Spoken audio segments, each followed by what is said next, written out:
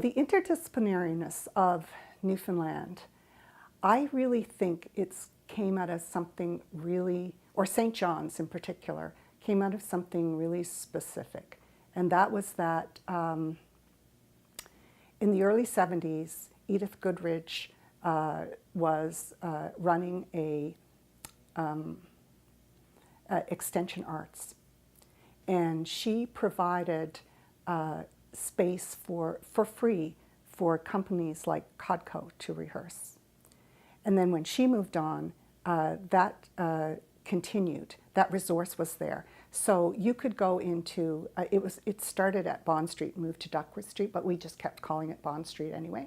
So at Bond Street, either Bond Street spaces, you could book a room to rehearse for free in the studio.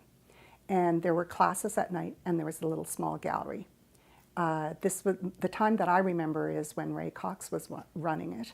And you would meet other artists who were also rehearsing. So sometimes they would be, like Tommy Sexton was alive at that point, and he would be saying, he would be sort of have walked out of his rehearsal. Maybe he just got bored or he wanted to go for a walk or something. And then he'd walk into your rehearsal. So he'd say, "What are you doing in here?" And so we would know very intimately what each other was doing, and we would see if any of those ideas would cross-pollinate because we were beside each other. So there was a lot of times when someone would have to just leave the room just so they can kind of let all the ideas simmer, or just because they're overloaded with ideas.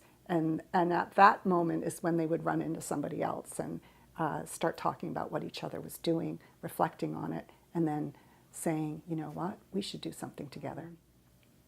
When the university cut that program, they cut something that was really important.